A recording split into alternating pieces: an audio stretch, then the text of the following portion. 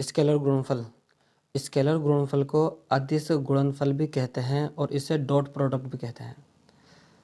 अब ये होता क्या है, जनरली देखिए कि माना कोई दो वेक्टर ए तथा वेक्टर बी है और जिनके बीच का कोण थीटा है, तब इन दोनों वेक्टरों का अदिश गुणनफल ए डॉट बी बराबर होगा ए बी कोस थीटा का। यानी कि यहाँ पर ए जो है वेक्टर ए का परिमाण है और बी वेक्टर बी का परिमाण है और थीटा इन दोनों के बीच का कोण होता है। और अगर इन दोनों के बीच का कोण 90 डिग्री हो जाए, यानी कि ये इस दिशा में ना कार्य करके इस दिशा में कार्य करे, माना वेक्टर ए ये हो गया और वेक्टर बी जो हो गया ये हो गया, इनके बीच का कोण यहाँ कितना हो गया 90 डिग्री। तब ए डॉट बी बराबर क्या हो जाएगा, vector A dot vector B is equal to हो जाएगा इन दोनों का परिमाणों का गुणनफल और इनके बीच का कोण की कोज्या कोस 90 डिग्री। कोस 90 का वैल्यू कितनी होती है 0।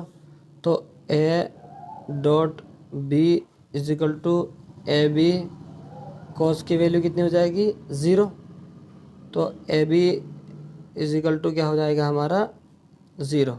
तो इससे पता लगता है कि कोई दो वेक्टरों का डॉट प्रोडक्ट अगर 0 आ जाता है तो वे एक दूसरे के परस्पर लंबवत होते हैं। तब इससे पता लगता है vector A dot vector B परस्पर लंबवत है, ए एंड बी परस्पर लंबवत है। एग्जाम में बहुत पूछा जाता है कि कोई दो वेक्टर दे देगा, कोई वेक्टर ए तथा वेक्टर बी, और ये पूछेगा कि बताइए इन दोनों के बीच का कोण कितना है या सिद्ध कीजिए कि दोनों परस्पर लंबवत है। तो हमें क्या करना होगा, दोनों वेक्टरों का डॉट जो होगा 0 रख देना है या दोनों का डॉट निकाल लेंगे। अगर वो 0 आ जाता है तो परस्पर लंबवत होंगे। अब इसके कुछ एग्जाम्पल होते हैं, एग्जाम्पल भी बहुत पूछे जाते हैं एग्जाम में। ये जैसे कार्य होता है, कार्य W इजिकल टू क्या हो जाता है एफ एस कोस थीटा। यहाँ पर F जो होगा किसी वस्तु पर लगाया गया बल है, माना कोई वस्तु ये रखी हुई है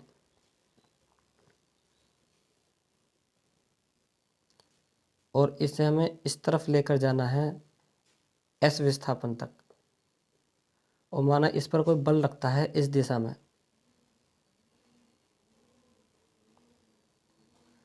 F दिशा में कोई आदमी यहाँ पर खड़ा होकर इसको धक्का दे रहा है इस दिशा में, और इनके बीच का कोण बन जाता है थीटा।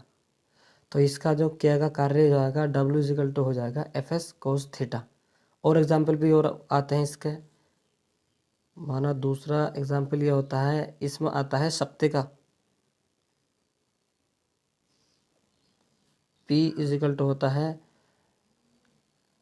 ये हो जाएगा एफ वी कोस थीटा, जहाँ पर F उस पर लगाया गया बल है और V उसका वेग होता है। ये इसको इस तरीके से भी लिखते हैं F डॉट V।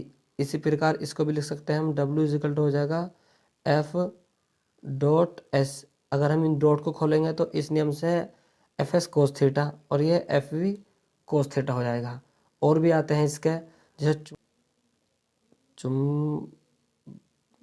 चुंबकीय फ्लक्स फाई इजिकल टू हो जाएगा बी ए कोस थीटा, जहाँ पर कोस थीटा जो होगा इसका बी और ए के बीच का कोण होगा। प्रवाहित धारा कैसे हो जाएगी इसमें, किसी तार में प्रवाहित धारा, अगर उस तार का अनुप्रस्थ काट का क्षेत्रफल ए है और उसमें धारा घनत्व j है, तब इसमें प्रवाहित धारा I इजिकल टू हो जाएगी j डॉट ए। या इसके बीच का कोण j और a का थीटा दे रखा हो, तब ये लिखा जाएगा j a कोस थीटा। ये तो हो जाता है हमारा स्केलर गुणनफल।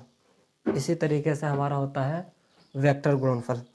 अब वेक्टर गुणनफल क्या होता है, माना कोई दो वेक्टर है, वेक्टर ए है ये रहा हमारा, और इनके बीच का कोण जो होता है थीटा ही हो जाता है, वेक्टर बी के बीच का कोण थीटा है।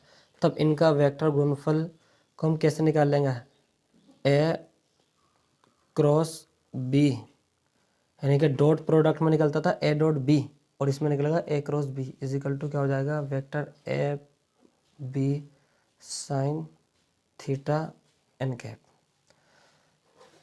क्रॉस प्रोडक्ट में इनके बीच का कोण का साइन होता है ए बी साइन थीटा। और एन कैप क्या बताता है हमें कि जो ए बी का जो तल है हमारा, माना ये तल ए बी है, इस प्रकार से हम ए बी का तल मान लेते हैं कि ये ए बी का तल है।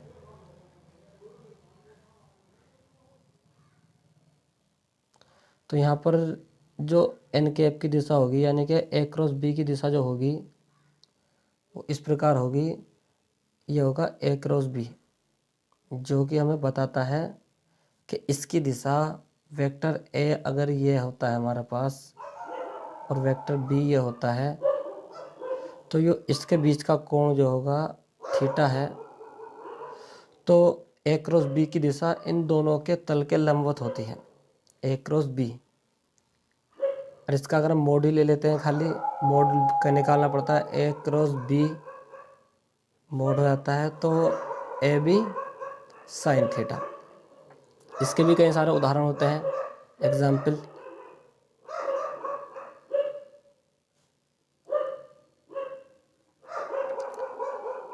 पहला आता है इसका, जैसे बल आघूर्ण होता है, बल आघूर्ण। बल आघूर्ण आप सभी जानते होंगे, किसी भी वस्तु को किसी एक बिंदु के परितः घुमाने के लिए जितना बल की आवश्यकता होती है वो उसका बल आघूर्ण होता है।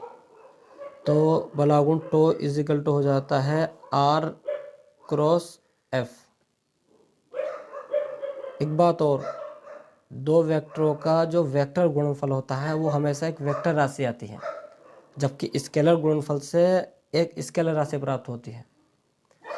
और दूसरा उदाहरण होता है कोणीय संवेग। कोणीय संवेग J इज इक्वल टू होता है R क्रॉस P। और एक होता है तीसरा, मान लो एग्जाम्पल होता है रेखीय वेग।